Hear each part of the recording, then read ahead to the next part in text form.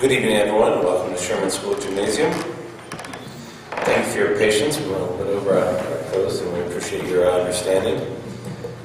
This meeting, held in the Sherman Gymnasium Auditorium, is an open session of the Roselle Park Board of Education held under the Open Public Meetings Act of the State of New Jersey. Notice of this meeting was sent to the Star-Ledger, Union Leader, the Home News Tribune, the Borough Clerk, school offices, and district website. Madam Secretary, please call roll. President Miller. Here. Vice President Harms. Here. Mr. Balaban. Here. Mr. Bowman. Mr. Bruckenstein. Here. Mr. Dam. Here. Mr. Gerton. Mr. Nelson. Here. Mr. Vita. Here. We have a quorum. Please stand for the I pledge allegiance to the flag of the United States of America and to the republic for which it stands, one nation, under God, indivisible, with liberty and justice for all.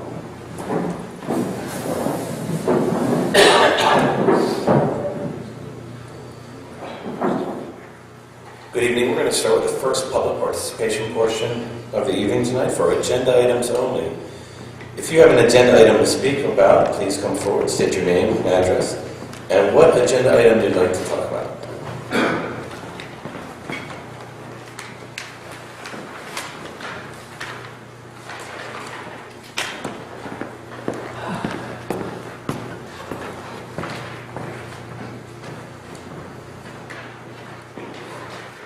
Saul Kears, 150 Burling Street. I'm actually, that's agenda item 19. It was a online. What type of your budget? Yes. I'm going to need some assistance with, I guess, some of the terms, what they mean. I guess we'll just start with the paragraphs. The first paragraph, the adjustment for enrollment. What does that mean?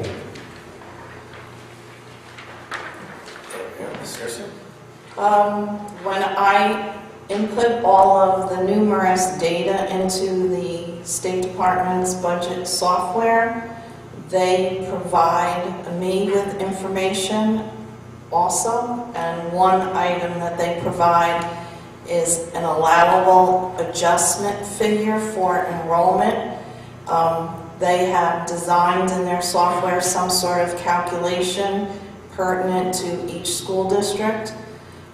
So therefore, when I open the screen for enrollment adjustment, these figures were populated into the screen, and it is a figure that the New Jersey State Department of Education is allowing Roselle Park based upon student enrollment in the past, what they see as typical growth in Roselle Park, and a necessary budget adjustment to accommodate that. Keep in mind that,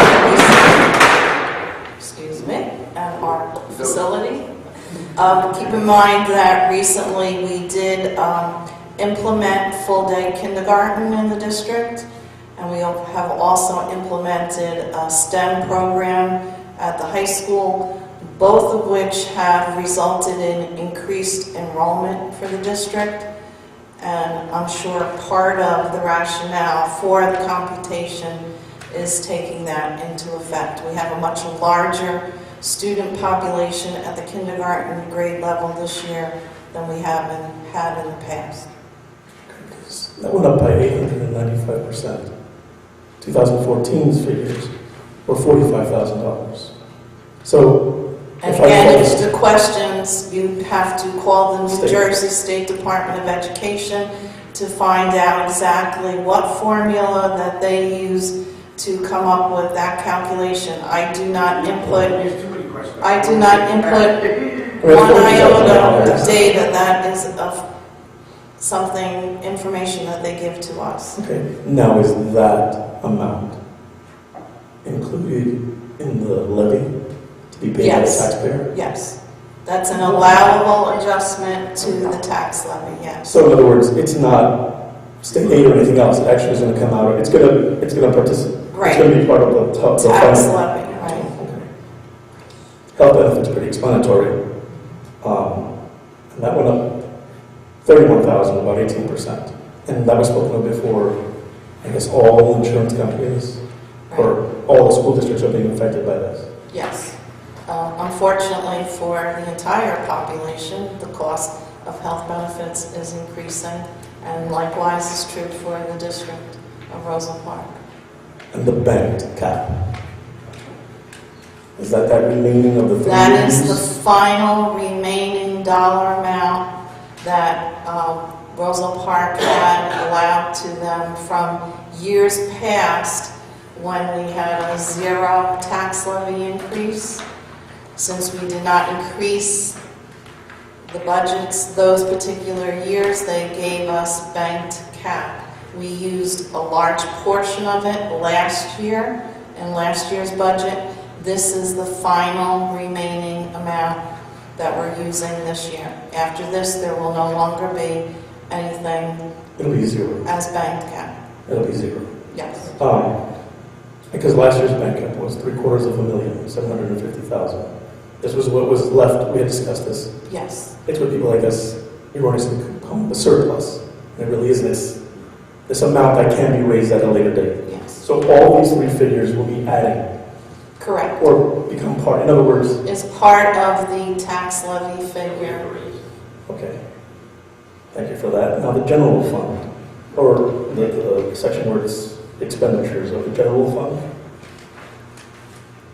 I presume the general fund is what's there. Then there's special revenues. What is special revenue? Special revenue is comprised of, are you talking the column-headed general fund? The column head. Or special revenue? Okay, sorry, I just want to make sure I understood. Special revenue, the $790,945 is the anticipated amount for our grants, the NCLB grant and the IDEA grant that we receive every year. And you will see that typically in each one of our budgets. That's grant money that's given to the district. Special revenues. Yes, That column. yes. So if that's grant money, how come it gets added? Oh, it doesn't. It's It 0. doesn't get added to the tax levy, no. So then what is the debt service? Debt service is the result of the referendum that was passed approximately 10 years ago when we decided to do numerous building additions in our district. And we're paying, we had to go out for bonds, it's like a loan, and we're paying that off over 20 years. We're now in approximately year 10, and that's our payment for this year. Because last year's it was $650, so it's escalated by about $35,000. If you have a mortgage, you probably understand how over the years your interest payment will go down, but Right. unfortunately your principal payment will go up. And at some point in time, over the course of the entire, It'll begin to decline again. it will begin to decline. So, This is and not at that point. I looked that up, and that's going to happen in approximately 4 years. We're going to see it start to go back down again. You're welcome. And then I guess the final tally of the expenditures. Those expenditures on their own from 2014 to 15 went up 2%, $700,000. The revenues went down by 3.2%, about $400,000. In 14 it was about $12,670,000. This is going to be $12,260,000. So it's less by $400,000. These revenues, are they the grants, state aid? These revenues are primarily state aid. A large portion, about $10 million, is the state aid figure. And the remaining amount is a multitude of things, such as tuition that the district takes in from out-of-district students, or parent-paid tuition for the early childhood center. We take in tuition. And then miscellaneous revenues such as gate receipts to athletic events. I wish bank interest, but that's kind of a thing of the past. But other miscellaneous revenues. Why did it go down by 400,000? The reason it went down is primarily due to the out-of-district tuition that we've been taking in over the years. A lot of districts have learned what Roselle Park learned many years ago, that if you create your own special ed programs in district, you can save money. And we used to receive many more students from out-of-district into our outstanding special ed programs. Unfortunately, other districts have come and copied our programs and now have similar programs in their district and are no longer sending them to Roselle Park. So that's primarily the reason for a decrease in tuition and revenue. And then I guess the main State aid, you are aware, remains flat, That's not right. $1 more, not $1 less. So what is the exact amount? Can you give that number or later maybe? We are going to be having budget That's fine. workshops, and Okay. you'll get a lot of detailed information at those budget workshops. And then the final figure, just to be raised by the taxes, that went up $1,100,000, about 5.6%. I know there's a 2% cap, and I know it's not a hard cap. So what, The reason why it went up more than the 2% is due to what you questioned the health previously. benefits? The allowable enrollment for enrollment adjustment in the first paragraph. There is a 2% cap on that amount, and then we have the adjustment for the health benefits. So all of that is why, when you add all those figures together, those are all allowable adjustments that do not require us to go to the community for a public vote. Thank you. With the enrollment adjustments, I didn't look back at 13, so I don't know.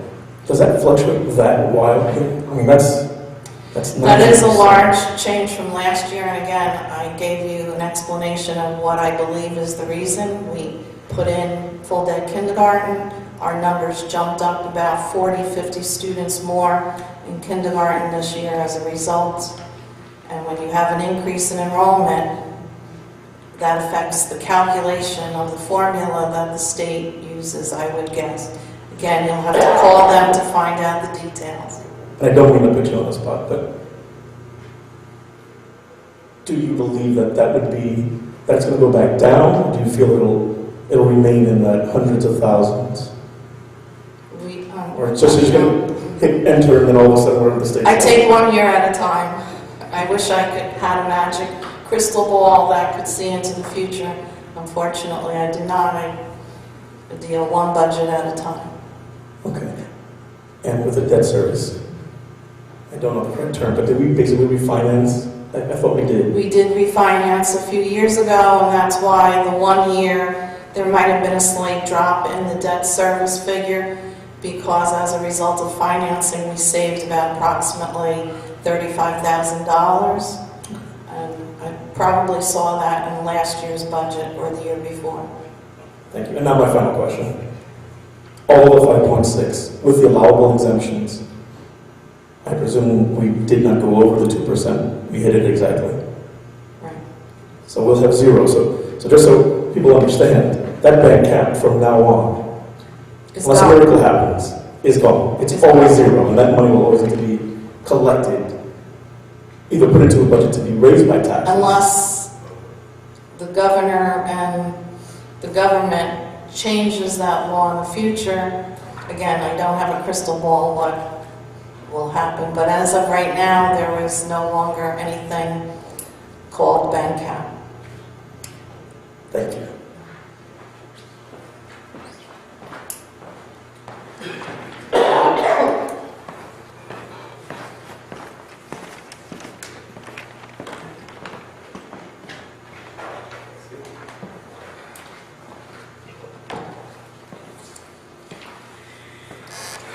Seeing there's no one else, we'll close the first public participation portion of the meeting. And now we'll go on to committee reports. Does anyone have a report they'd like to give? Mr. Nelson?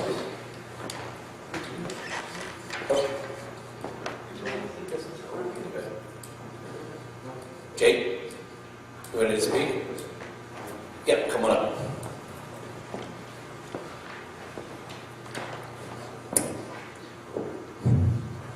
Jacob McGarrett, 612 Sheridan Avenue, Roselle Park. Ladies and gentlemen in the audience, public audience, members of the board, Mr. Miller, the President, and Mr. Garcia. Good evening. Good evening. Item 1, District Policy, second reading. Could you please explain that to the general public?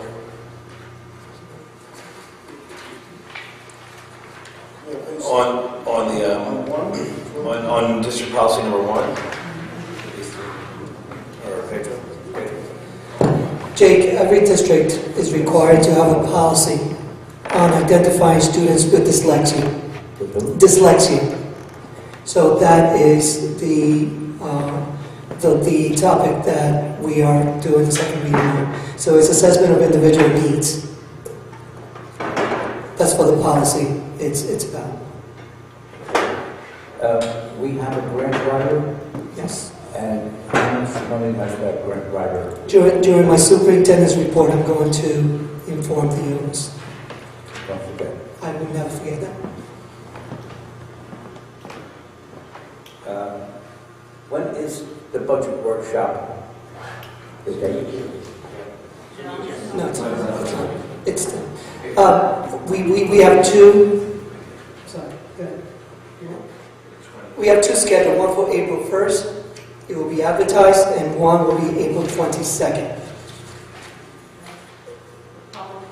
The public hearing will be April 28th. Hearing is mentioned in the agenda. That Number will be 18. on April 28th. The official public hearing is on April 28th. Okay. And that's at the middle school. That's number 18, Jake. That's Christopher.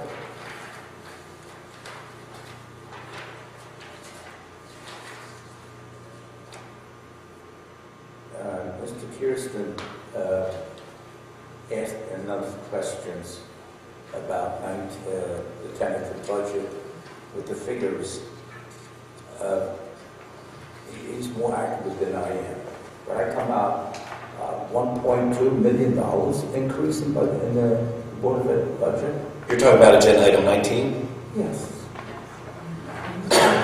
Yeah, that's correct. 1.2 Yes. million. And what does that come out to a person who has, who's assessed $65,000? We do not have that information today. That is the purpose of the budget workshops, which again will be April 1st and April 22nd at the high school auditorium, 6:30 p.m. Also, the public hearing scheduled for April 28th will give all the detailed information. And that's the purpose of those meetings, to answer that question and I'm sure many other questions about the budget. And We don't have that information with us tonight. And how much did the budget go up last year? Since you still had some on that. Well, then, what agenda item do you want to talk about? Because that's not on the agenda, Jake. But we can definitely discuss that at the budget workshops. Okay, Okay. thank you. Thank you.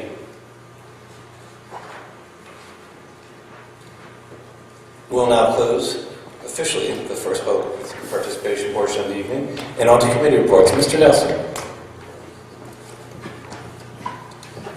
Thank you, Mr. Miller. As I mentioned before, we have two groups. The Curriculum Council that meets every other month, and that council is composed of administrators and board members, teachers from various schools. We were supposed to meet on March 5th, but unfortunately it was canceled due to a snow day. One of the snow was But also, the curriculum committee did meet since our last board meeting, and that was on February 26th. The curriculum committee met with Mr. Salvo at the board office, and we discussed quite a few things actually that the district is doing as far as curriculum. Data is a big focus of our curriculum these days. Data on reading levels, which, as many of you parents know, on report cards you have letters to indicate where your child is at as far as the reading levels from A to Z. These levels indicate levels of text characteristics and often will determine things like basic skills and reading recovery programs if a child is in need of these things. So data is being closely looked upon at the elementary level and middle and high school level too. One of the things that Mr. Salvo spoke about was a focus on mini lessons that they're doing at the elementary level. These mini lessons are approximately 10 to 15 minutes, trying to keep things very short and compact. The focus, say for example, on openings, how to write an opening sentence or a paragraph. For about 10 minutes they'll focus. And then they'll go off and they'll write individually for about 15, 40 minutes depending on the age or the level of the child. They'll take a break. They'll come back together for peer review and peer examples, and often it's very small group focused. And so that's what we're doing at the elementary level quite often these days. As far as teachers, we still have our PLCs, professional learning communities, which are meeting once a month as required, 1-hour sessions, but they also meet teacher meetings once an hour every week. So they're constantly meeting to discuss ways to interpret this data and other things that need to be done as far as the students. One of the requests that we made frequently is for Energizer Math to be expanded if possible. Right now it's 6 weeks, hoping to expand it maybe to 36 weeks if we have digital access, but that's something that's been spoken about a bit. And certainly, since we were not able to have the curriculum council because of the snow day, I did ask Mr. Salvo to request from the various schools information that they would have presented at the council meeting if they had been able to attend, and they did. They sent each of the schools. So what I'm going to do is just go through a few of the highlights from the different schools, what's going on, and let me start off first with the ECC. So the Early Childhood Center basically is focusing, coming up next month in April, we're going to have a week dedicated to, it's called the Week of the Young Child. The National Association for Education of Young Children, NAEYC, that's between April 13th and April 17th this week, where they'll be focusing on all kinds of activities, which I thought sounded really wonderful. They're going to have involvement from the community. They're going to have perhaps, it's all being finalized, so it's nothing in concrete yet, but certainly they're hoping to have members of the community that will come and have programs with the children. Also, older students from the high school hopefully will come and work with them a bit. Families will be encouraged to come, also to get together with their children in various creative programs. So that's all very exciting. It's coming up in April. That will be at the ECC. At the 3 elementary schools, one thing that was requested again quite often was that perhaps we can expand the Energizer Math, but also the WISE program. These are programs that have been helpful in supplementing, particularly math instruction, and there is a need. Teachers are continually asking. There's a need for more of these programs to help to supplement the instruction that they do on a daily basis. Let's see, at Donald Gordon, while we're talking about elementary, on the issue of character education, there's been a lot of focus on that recently. They had something called the Great Kindness Challenge, where the children came colored and decorated 2 hands, depicting acts of kindness, writing kind words, or simply making a cheery decoration. And they were setting the Guinness Book of World Records as part of a challenge. I guess the largest group of hands that are sent. Anyway, that show ways in which children can help each other and make this world hopefully a better place, particularly at the elementary level. And for the Missions of Kindness project, students hosted drives in each of the classrooms where they collected items to donate to different civic groups. So there's a focus on trying to make our children aware of how their interactions with others really do create a much more positive atmosphere when they're doing things like this. Also in character education, they had something called the NED show, where there's an assembly and how children can learn how to treat others with greater respect. Never give up, encourage others, and do your best. They have all kinds of presentations there. The the third through the fifth grade self-contained classrooms in special education definitely we're collecting and creating survival kits for the Roselle Park Fire Department as part of something called the Kindness Challenge. So they were involved. In the area of the arts at the elementary level, for example, there was a program for third graders where it was a three-part Henry Matisse program where they had a workshop that involved members of the community and parents that came and allowed children to explore, or students to explore things like color properties, organic shapes, cut paper art of Matisse and things like that, and they created their own paper pictures. So that was exciting. Also, at the musical level, we had one of our music teachers go for a conference, came back with lots of great ideas, particularly to include in the area of the self-contained classroom. So working together with Ms. Marmello and the special education department, try to make music come alive for children of various levels. At the middle school, At the middle school, lots of exciting things are going on in the social studies department at the middle school. They're coming up to their culmination of their new curriculum that was introduced called JA Business Town and Park. It combines in-class learning with a day-long visit to a simulated town. And this program actually allows students to operate banks, manage restaurants, write checks, vote for mayor, things like that, so they can understand what it's like out in the real world, but doing it sort of, in a small way, but learning about the bigger world out there. As far as the Finance Park, it's a month-long program that also allows them to understand more about financial planning. It's never too early to start. Some of the things they're learning how to put in practice about creating a personal budget, family budget, things like that. Of course, in the English and math departments, they've been focusing on park, as they have been in the high school. That's been continual. And from what we've heard, everything's off to a good start there. In this area of science, a new curriculum is being developed because we have something called the Next Generation Science Standards that are coming up. This will be until the year 2016-17, but of course we're starting to get ready planning for that to meet the state requirements that will be coming there. And finally, at the high school, as always, lots of exciting things, and I had to limit it to just 3 things I picked out here. The Student Council is currently running an interesting book drive. And all donations of gently used books they're requesting are being accepted at the high school, were accepted at the high school, certainly, until last Friday. And all these books had to be less than 15 years old and in good condition, and basically were being sent actually to students in Africa. So thinking outside just the local community, but thinking to the worldwide community, I think is a great thing for Roselle Park to be doing and teaching our young people to do. Also in the World Language Department, speaking about the world, they just celebrated last week their World Language Week with many, many events, food, of course, various cultural activities, and a game day on Friday with various games in the high school in various languages that are understudied. And then the last thing I'd like to focus on is a program that we have at the high school. We have so many wonderful programs. But this one I just want to share with the public, for those who are not aware. It's an architecture program that we have at our high school. And there's 4 different levels in our high school, and it starts from introduction to architecture all the way through architectural independent studies, if a child would like to do that, or a student, I should say.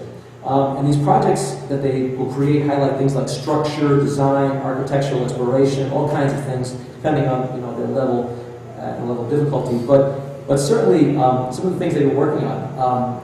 One project was they were working with an interior designer who was a major at FIT. And they were able to come up with some designs for various structures. So again, reaching out to the greater community in order to help our students realize the possibilities out there. And again, I had mentioned in a previous meeting, but the special education department at the high school is still hoping to form more partnerships with the community to try to get our special education students involved with the Roselle Park business community. And hopefully in ways to really prepare them for what they're going to face when they go out to the workforce. So a lot of great things are happening, and there's so many things I can't mention, obviously, but I just picked out a few. But our district is filled with exciting programs and activities for all of our students at the various levels, and I just wanted to share a few of those things with you. Thank you, Mr. President. Thank you, Mr. Nelson. Anyone else?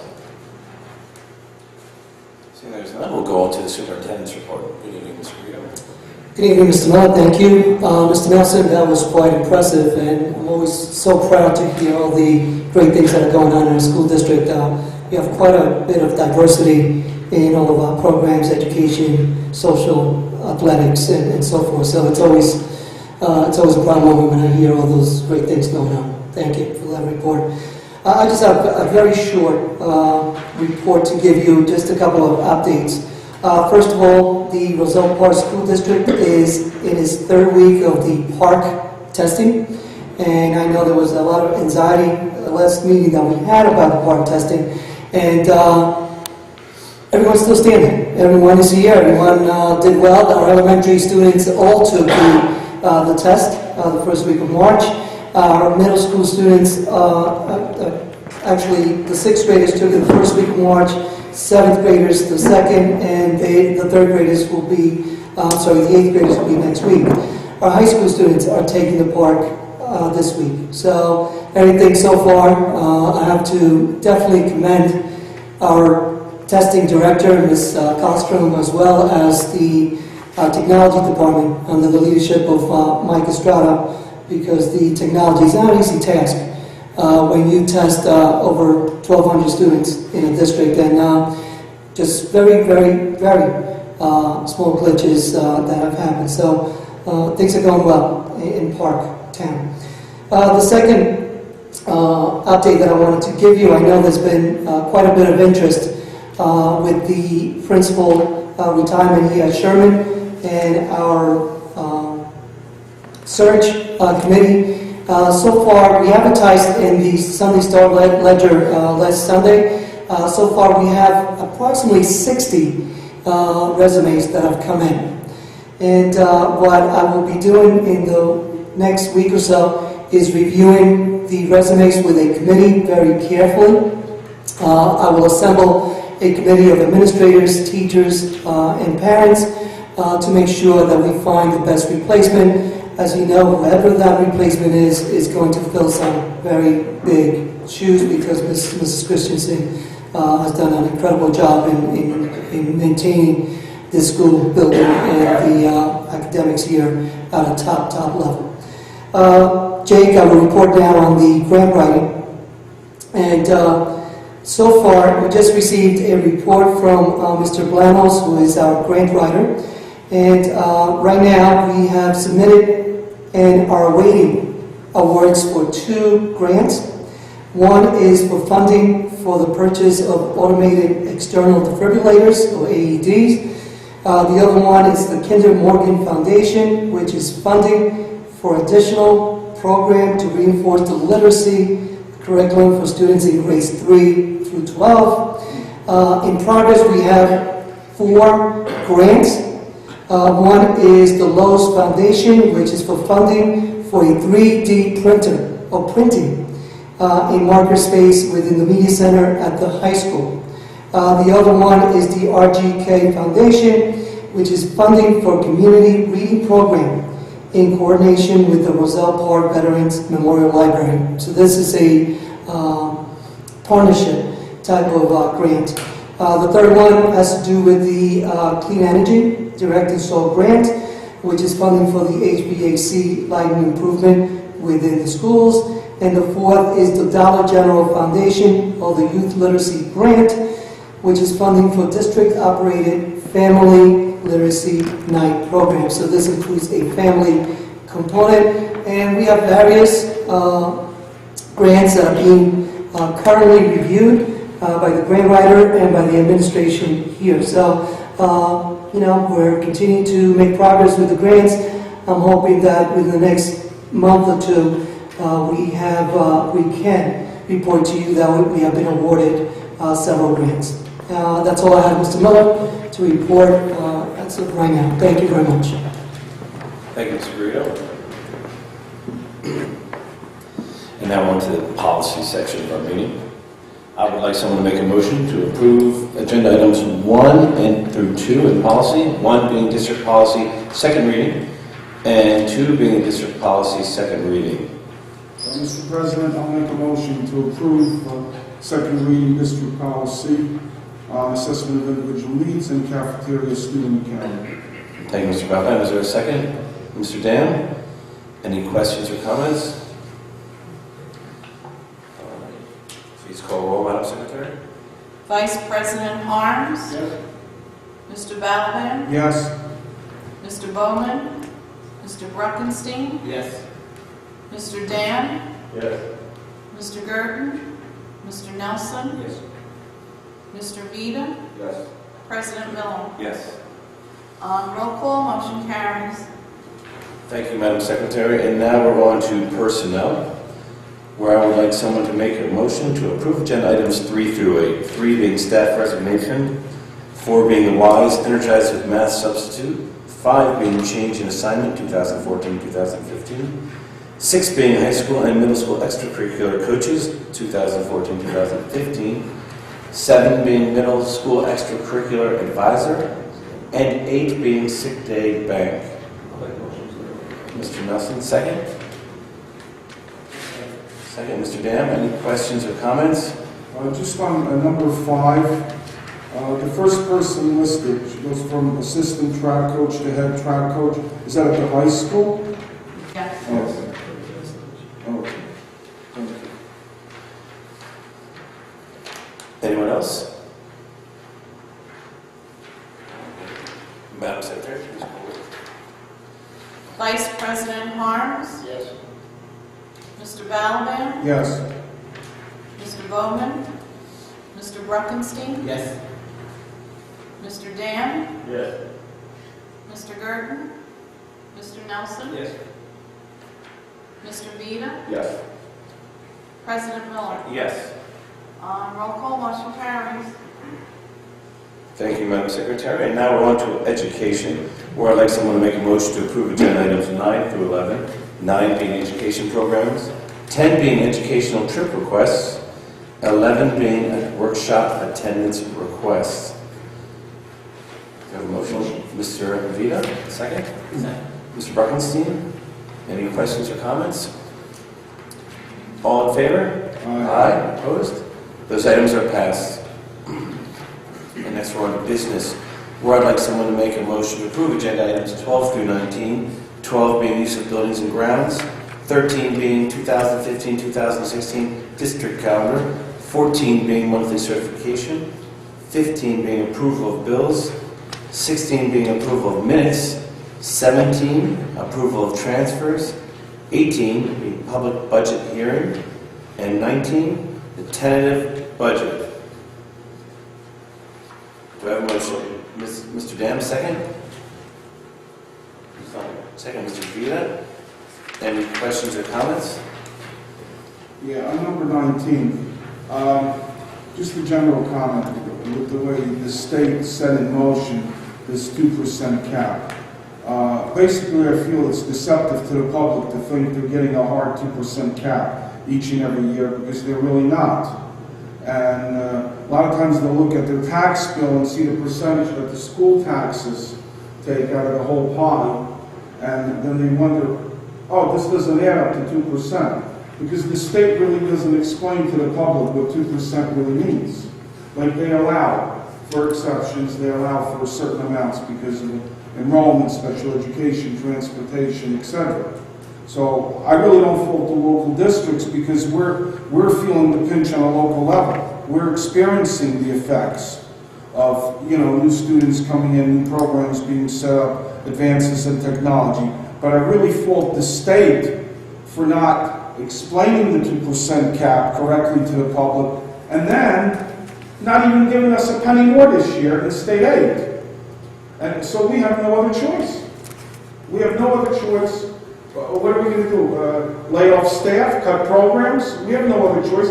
We have to go forward and improve our education. Look what we did with the high school, with STEM education, etc. I mean, we can't go backwards. We've got to go forwards. There's no other choice at this point. So that's just my frustration with the state. Thank you, Mr. Belvin. Anyone else? But also, it's just going off what you're saying, Mr. Belvin, as well. I mean, going towards the future, I mean, we're looking at ways to work smarter, to be smart, to get revenues in many different ways, and to look at our facilities and see how we can be proactive in the future, and hopefully you can stay around for after our second public participation portion of the evening. We have gentlemen here for who are going to make a presentation to hopefully bring some insight to the future and to give us options as well. So looking forward to hear that. But yeah, I agree with Mr. Baumann. I mean, we are in tough economic times, and maintaining the integrity of our school district, and also, most importantly, the education of our children and advancement is top priority. Thank you. On roll call, please, Madam Secretary. Vice President Harms? Yes. Mr. Balaban? Yes. Mr. Bowman? Mr. Bruckenstein? Yes. Mr. Dam? Yes. Mr. Girton? Mr. Nelson? Yes.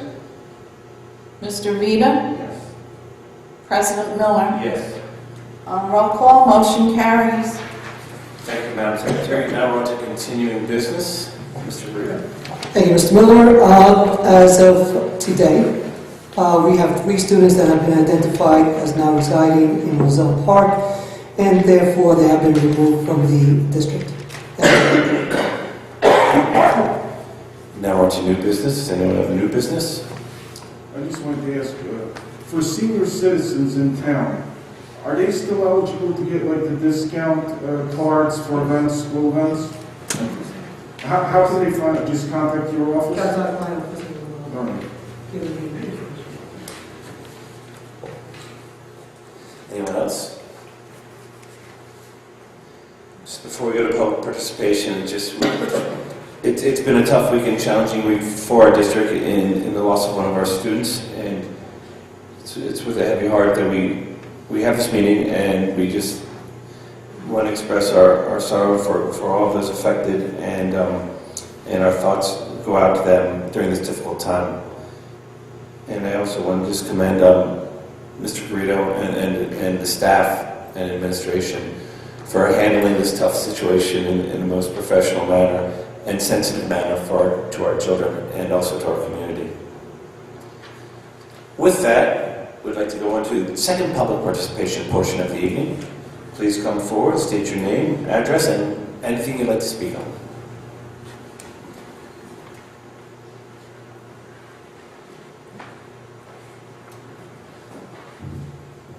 Jacob Garrison, 612 Sheridan Avenue, Roselle Park.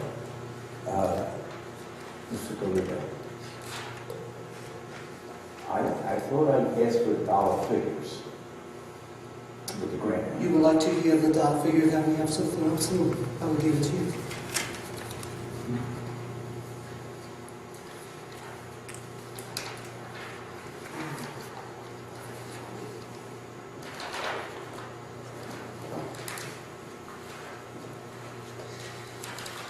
Here it is. I have it. So far, the 2 grants that I reported previously that have been submitted, one is for the funding for the purchase of the AEDs is for $2,000. The funding for additional program to reinforce the literacy curriculum is $4,000. The funding for the Lowe's Foundation is $8,250. The RGK Foundation, the funding for community reading program, is for $4,000. And the Dollar General Foundation, the Youth Literacy Grant for the Family Literacy Program, is for $4,000. That's what I've been submitted so far. And that is for what length of time? Do you mean when will we find out? Yeah, when he was hired and what we're paying him, and we've realized this grant money. Right. Yeah, he has a contract for 1 year. So right now, we started working with the grant writers in November. So we'll have from now to next November, we're hoping that we will be able to make up the amount that we're paying them or surpass it. Hopefully surpass that. Yeah, to this point in time, it's $22,000. 22,000 or so. Right. And that my other question, how much did our taxes go up last year, year 14-15? Since our taxes for 15-16 are going up 1.2 million? We raised the tax levy to 1.2 million, which came out to be an average of $250 per household. 250. 250 per household, yes. That was last year. Aren't the commercial buildings included? Apartment houses? Every taxpayer is included. Okay, thank you. Thank you, Mr. Chair.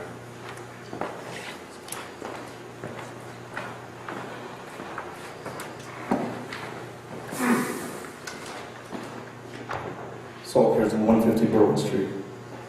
My apologies, that's 22,000. That's been realized, that's what's being applied for.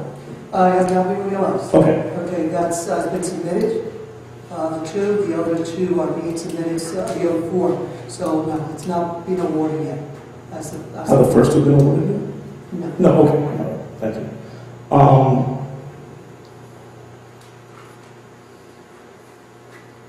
For the committee for the principal, Yes. just asking because, for the sake of information, I presume resumes are also being accepted from within the district. Absolutely. And has the committee already been formed? Not yet. Okay. Not yet. We'll probably have interviews sometime in April.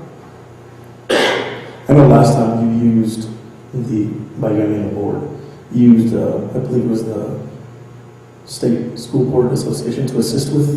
No, that was for the superintendent's office. That was really? That was right. That's right. Okay. It's internal. Okay, so this is going to be just like the other one with internal. Yes.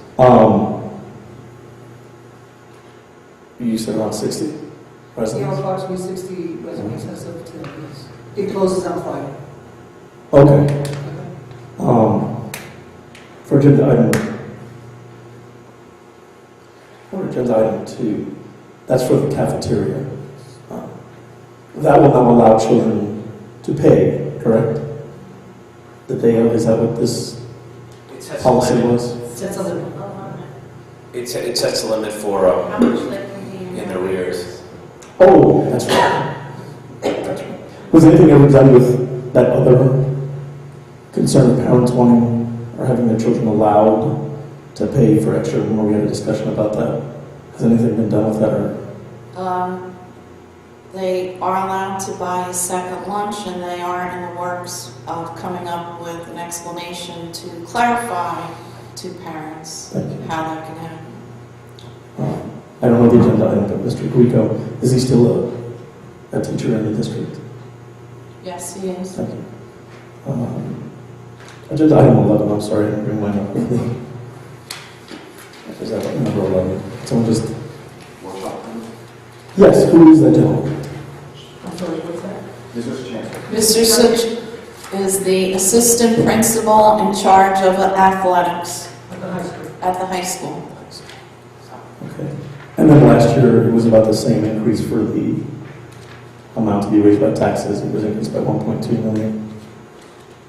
I think last year it was 1.3 million. Oh, we've gone down. When did? Okay. And although I'm addressing Mr. Balaban, it's without any, no disrespect is intended. But when you state that it's the state's job to inform the taxpayer in my town what is not within the hard cap, I actually thought that was your job as a member, and you meant the board. You ran to inform, do the best you could, and if that entails having a list of what is not within the exemption or the cap, I would presume it's the board's job, not the state's job, because the state, I guess, gives that list, and then it's to be relayed to the taxpayer. So maybe during the budget presentation, and I know we've done that in previous years, if you just say, this is not within the hard cap, this is not within the cap, this is not within the cap. It was just an observation, not criticism. Can I respond, Mr. President? Sure. No, I with all due respect, Saul, you're absolutely right. I think the board does a very credible job of explaining that on a local level, we have to make these adjustments because of the local situation. But what I'm saying is, when the governor and the legislation and the legislatures enact these kind of special administrative laws, they make it sound like it's 2% and everybody buys into it, but they don't take time to explain that there are exceptions to that 2%. That's all I say. Right, okay. But Yes, I'm just saying. because the municipality, that's the same issue. And the council, well, that large is here, and during the meetings, they actually did tell, this is not within the 2%, so just an observation.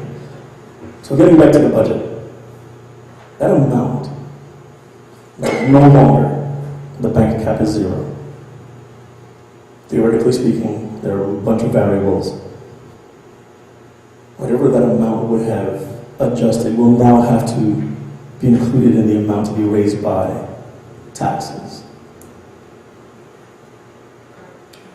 The overall outlook is either you will have to go over the 2%, or programs and staff will have to be cut. We're at that point now. Pretty much. It all depends on future increases.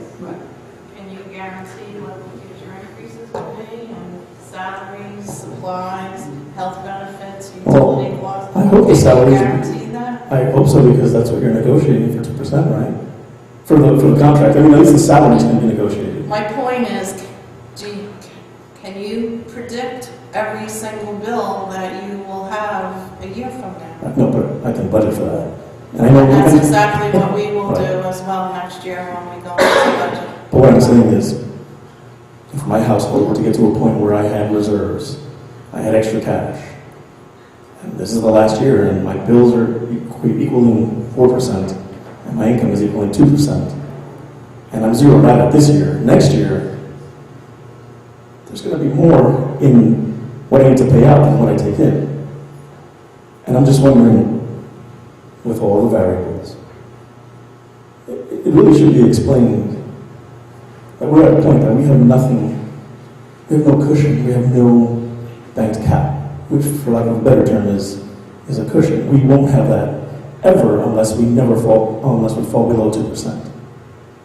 So that money that could have been put into the budget without having to go to the taxpayers will now have to go to the taxpayers.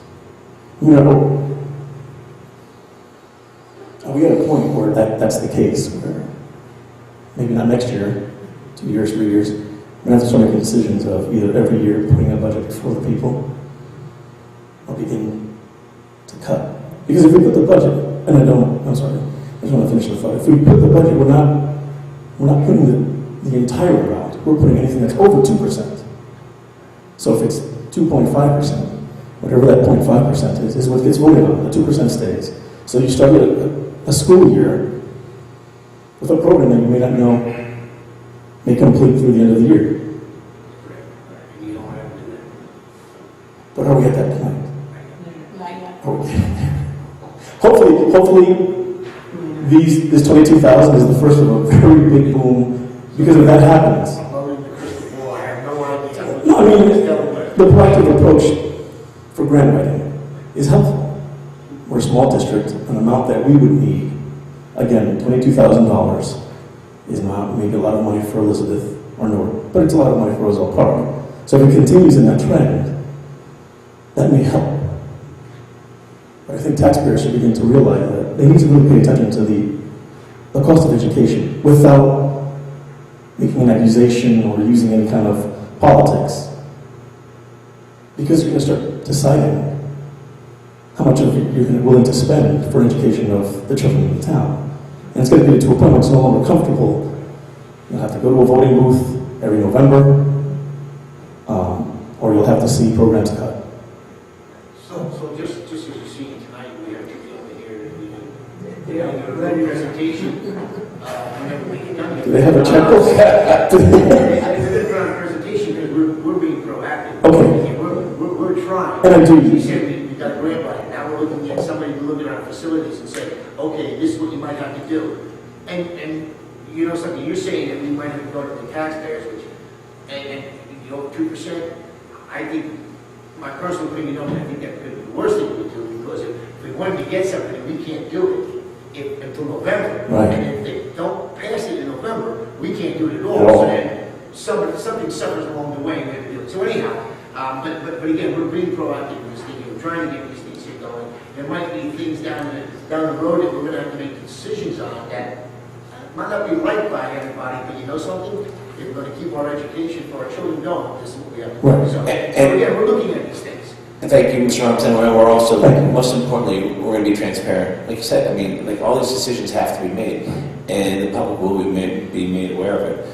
Making these decisions on this budget right now was a tough decision for us. I mean, no one likes to do that, but you know that's where we are. But going forward, and I'm sure you'll listen to this presentation come before, and as I had earlier, our preview of it, a lot of it is the communication piece, and that's what they're very good at, and that's what we like to be very good at, and keep working on it. And the transparency going forward was, yes, there are tough decisions. That bank cap is gone, and you know, like I was telling Mr. Armstrong, we don't like going to the well all the time, because we want to try to be even more proactive. And part of this is having this presentation tonight, looking at the grant writers as well, having the grant writers on board. Thank you. Thank you very much for the discussion and letting me to speak. My last 2 points, just for the sake of consistency, did Mr. Girton did, right? Yes. Mr. BOE and Mr. Girton announced they were not going to be at the meeting. Yeah, contacted me. That's it. Thank you. Thank you, Mr. Gibson.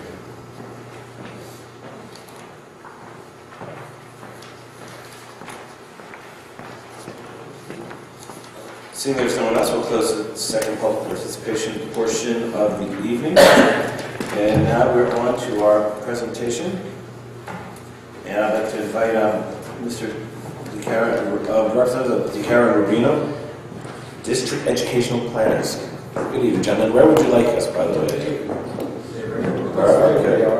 We're going to hand out our presentation. We'll just talk informally. We did have a PowerPoint, but I think it's small enough for we can just review it. While Alan's handing that out, I'm Joe DeCara. I'm the principal. Joe DeCara, principal of DeCara Rubino Architects. With me tonight is Alan Barnett, who's one of our senior project managers. We appreciate very much to be here tonight to kind of talk to you about two things. One is a little information about our organization, what we do, the years we've been doing it. We met a few weeks ago with the facility committee or building and grounds committee. But what we wanted to do is give the rest of the board just kind of an insight as to who we are. And really, the rest of it is to really focus on the services that we provide to provide the district with a district-wide analysis of their facilities in a variety of ways. To look at it in terms of the capacity of your schools, how to accommodate certain enrollments, also your facilities, how to improve your facilities, different rebates, things like that, and energy savings, and an overall kind of facility review of the physical conditions of the buildings. Okay. So with that, we'll just run through this. DeCara Rubino, if you look at page 2, we want to go over just kind of a quick snapshot of who we are.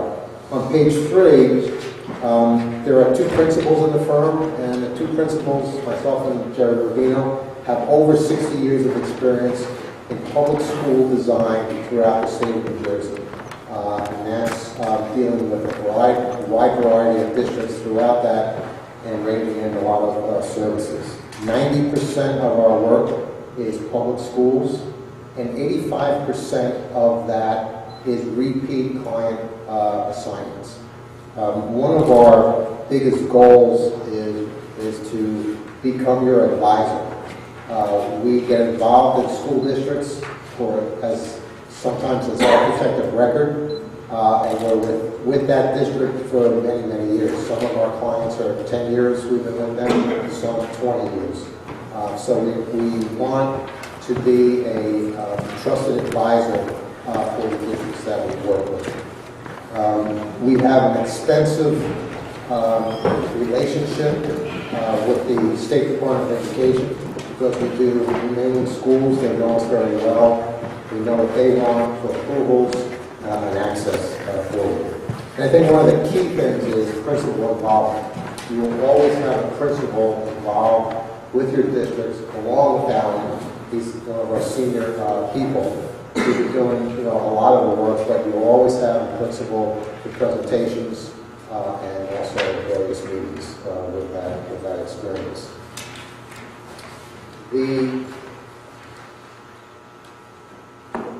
One of the things I think that sets us apart is that we, as architects, we just don't look at your buildings. We also have on staff director of educational program, Mr. Tony DeMarsha. He's a retired superintendent.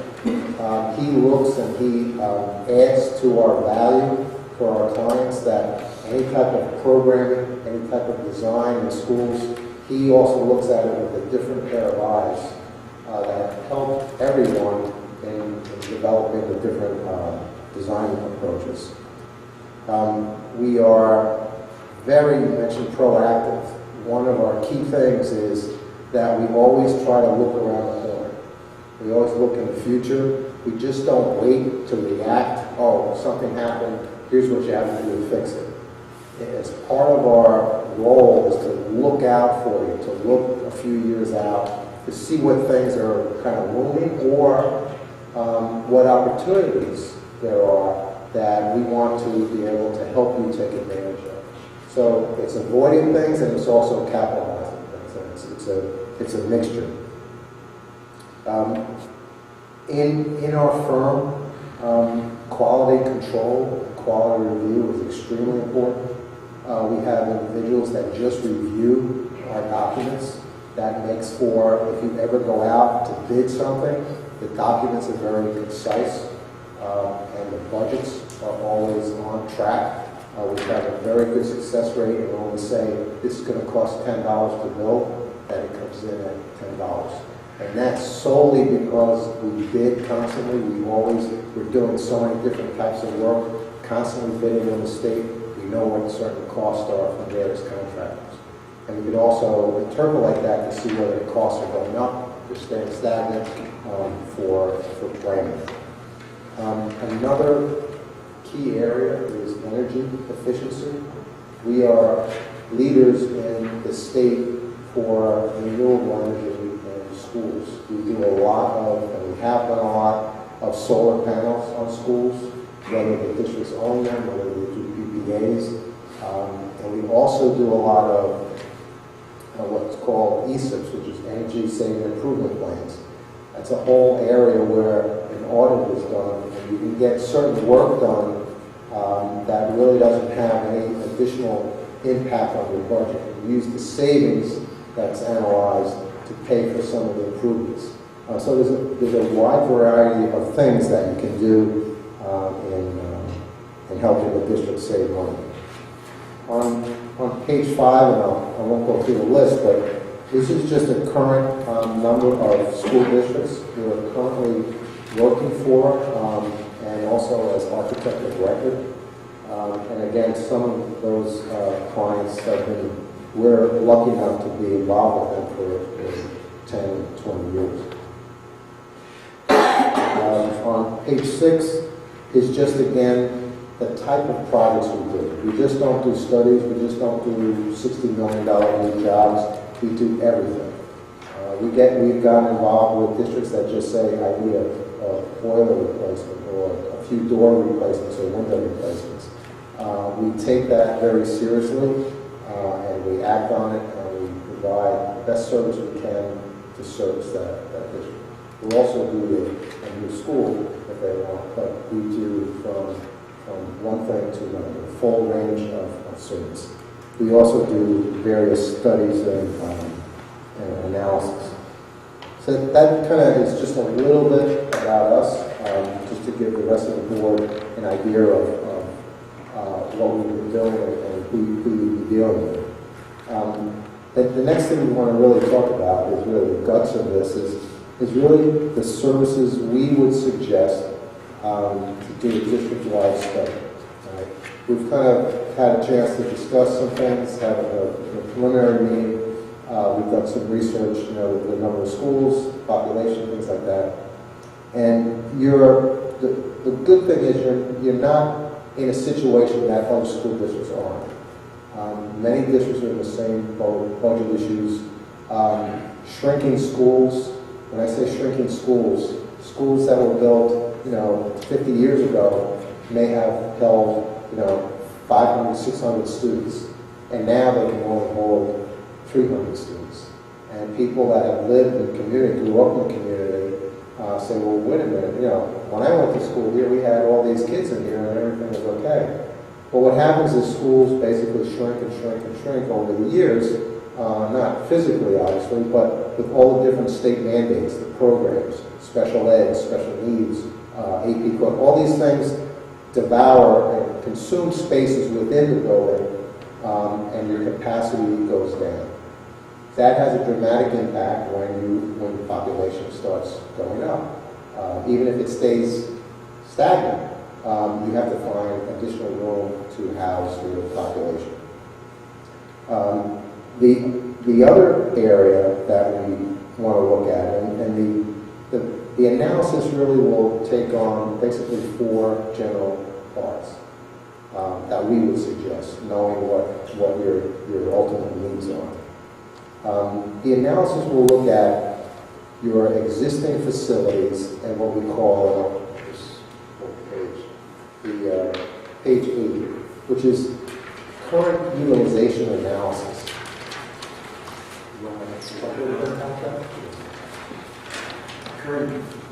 Current utilization analysis is really walking your facilities with the floor plans to see if a classroom truly is used as a classroom. And if over time, as Joe had said, based on needs, a classroom may have changed to a small group or a pull-out space, and it's adjusting your floor plan accordingly. We also look at interviews with the administrative staff to see how the classes are used on an over the course of an academic day. Are they used 6 periods? Are they predominantly empty for a certain period of time? We also look at in your long-range facility plan that's been approved by the Department of Ed. How do the two compare?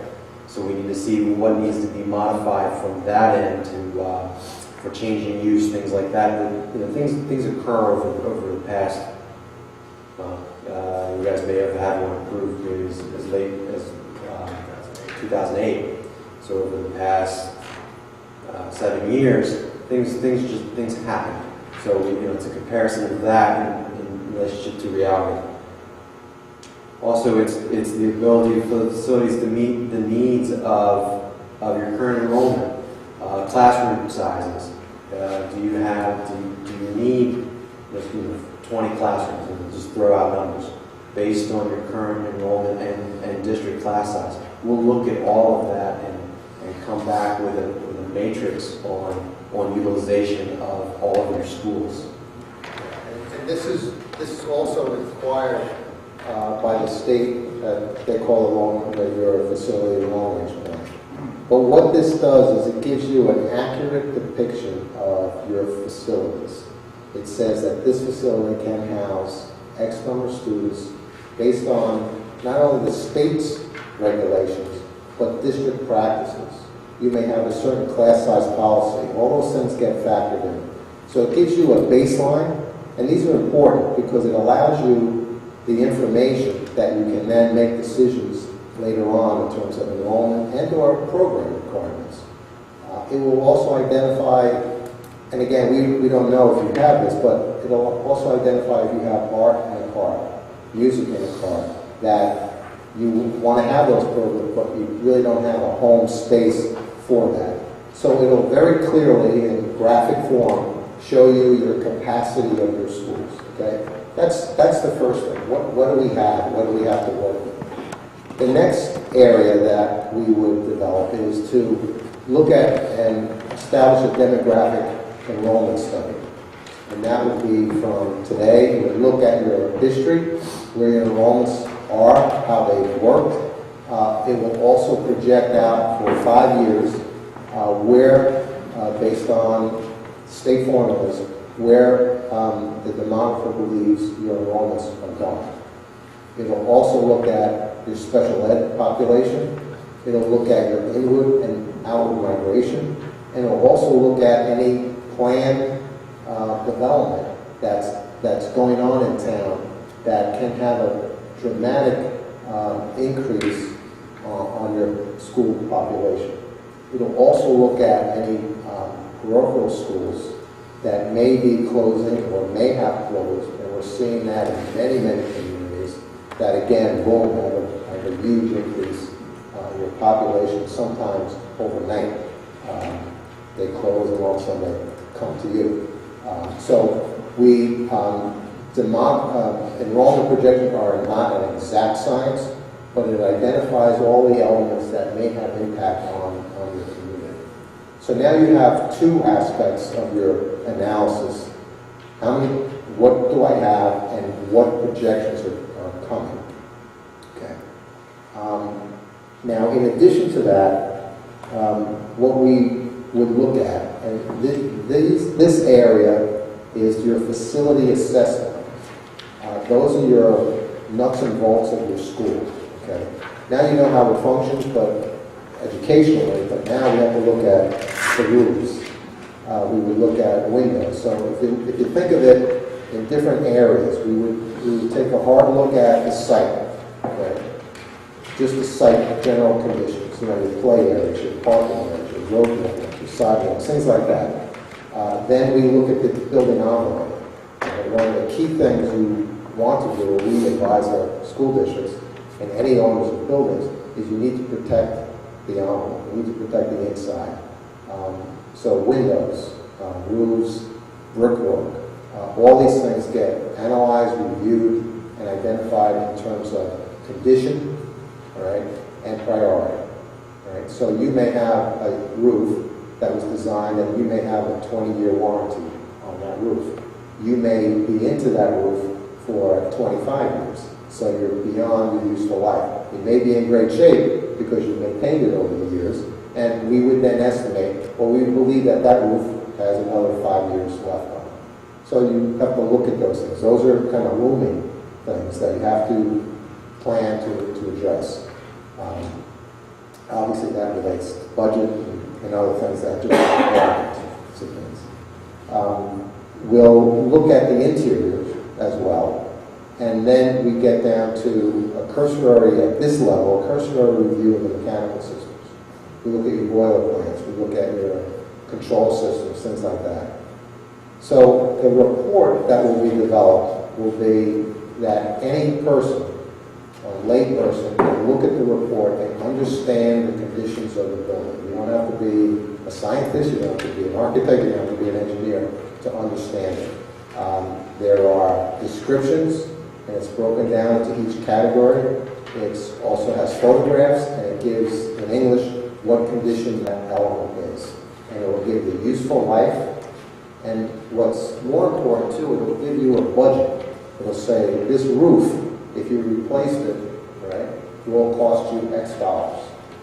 Right? Publicly bidding, the whole thing. Right? And we will say it has an immediate priority for replacement, or you've got a low priority, which means you've got a lot of life left to that dollar. Okay? So now we have functional building, we have demographics, and we then also have the physical conditions and what that looks like. Related to that, and I'll call it the next phase, is really your options. Okay? What options and what opportunities does this district have in meeting your needs? Not someone else's needs, not some preconceived needs, but your needs. We would then sit down with administration and have various meetings with the board, all right, presenting the findings at different points, whether that's at a full board meeting or whether it's at a facility committee meeting, that's totally up to you. We're available whenever you want us. We would then start to look at all the pieces and develop a lot of options. As we discussed last time, it's easy to develop options. And we will look at everything. What our goal is to not to leave any rock unturned. We will look at how to house your population, right, based on your program. We will show you, if you did something, you could fit it in, or do you need an addition. And we're not saying you need anything right now. We're just saying what things that are looked at. We typically, what we look at, and we would strongly recommend, is that you look at potentially redistricting the population. Sometimes you can manage within your buildings, but the buildings are maybe in the wrong spot for the population where they are in town. Instead of putting an addition on it here and having a vacancy here, you change the district line and you kind of balance out your needs. We have looked at, and we're currently looking at another district down in South Jersey where they're actually selling a school. And they're consolidating because the two schools are too big for the total population. And they're saving a tremendous amount of money in operating costs and also in all the way down the line. We're not sure if that exists here, but we're going to explore it. Believe me that we will explore every avenue for you. So at that end point, you will have a series of options. And as they're presented, they will have what we call comparative cost estimates, so they're budgets. So option A is going to cost you $10. Option B is going to cost you $50. Option C will be something else, and D and E and F and G. Okay. In each option, all right, there will be a matrix that's developed. Because not only is there a cost element involved, there is a pros and cons. There may be one option that may cost more, but has a tremendous benefit in terms of future growth, program needs, etc., educational issues, all those things. So what our role is, the key role that we believe that we provide our clients, is that we give you all the information, right, proper information, that the board can make intelligent decisions on for their future, right? We don't make your decisions, right? We are your trusted advisor. We give you all the information. If you need additional information, we provide it. If it needs refinement, we do that to get you the information. And it's talked out. As you mentioned, transparency, all these things are done openly, and then we make decisions. Then as you focus, then there may be refinement to clarify certain things. Now, with all this information that we've gathered, one of the other aspects are not only the costs, but also operating costs. You may spend $10, but in the next 5 years, you can save $35 because of that investment. Okay. We will assist you in developing those savings. Okay. There may be other savings in terms of manpower, staff, things like that, consolidations, selling property. If one of the districts we're working with, they're actually selling it to a developer that they're going to build, single-family homes on it and make a lot of money, but they're going to get a lot of money for the sale of the property. So those factors are put in and weighed, and then decisions are made. So we will provide that. As you get into it, there are other opportunities. There are rebates for certain equipment that you can put in. You mentioned lighting and things like that. There's a lot of rebate programs going on for that. There's also the ESIP, which is the Energy Saving Improvement Plan. Very quickly, that's a device that the state has put in effect through the BPU, that if you replace certain elements in your building, let's say a boiler, you have an old steam boiler and you convert it to a gas-fired hot water, high-efficient system, and you're doing some other things, and you save, let's say your electric bill is, I'm just throwing numbers out, $100,000 a year for electricity, and you do certain improvements, and you save $50,000. in your energy costs. Then within your budget, you have $50,000 a year to pay for that improvement for a certain amount of time. What the state allows you to do is say, well, instead of going to the taxpayers and raising taxes, right, out of my budget, my savings, I can then pay for a new boiler, new ventilators for that same $50,000 a year as payment for over 10 years or 5 years, it depends on what it is. So there's a wide variety of devices or opportunities that can help districts get through this kind of budget crunch and tough areas. So those are the areas. If I left anything.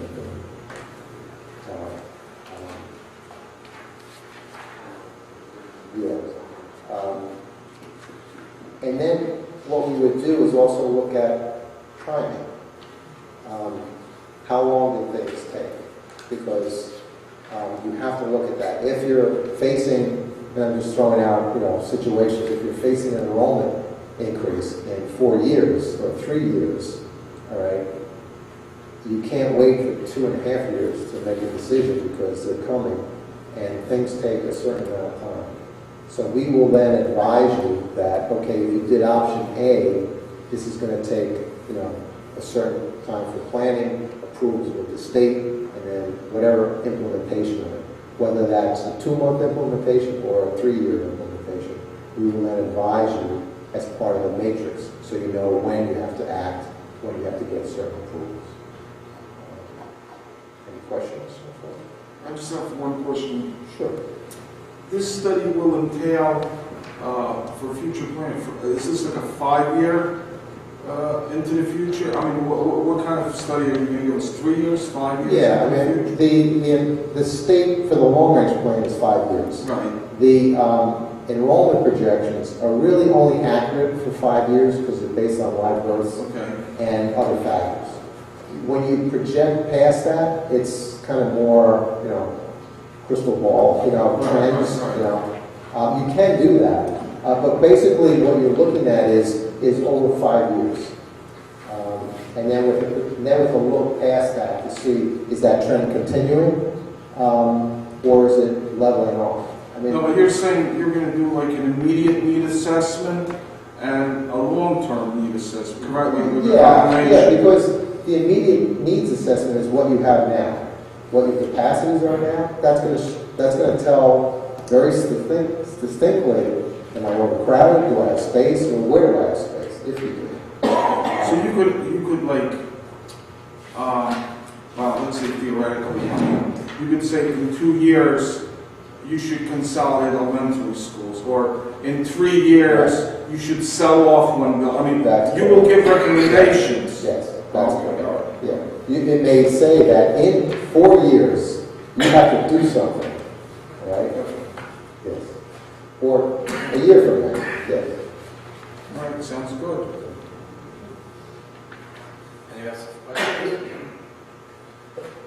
I was out for a moment, but I don't know if you touched on that, but if your services are required, and we discussed it as a board, there's a menu of options that you discussed, and part of that was what Mr. Bauer was alluding to, like would be that recommendation phase, and then as a board we proceed if we want to go further. That's correct. So it's more like a discovery. Yeah, this is kind of the first phase. As an example, if once you have all the options, say, okay, we need to do option B, but we also want to combine something. So you end up with what you want to do, your plan for the next 5 years and looking out.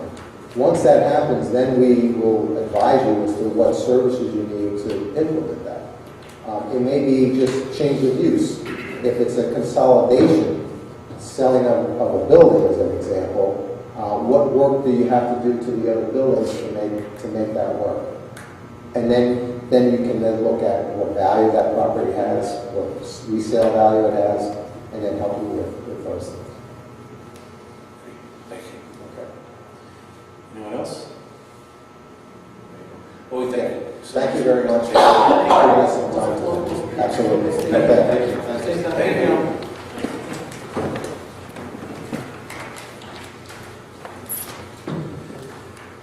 I would like now someone to make a motion to adjourn. Mr. Harris, second.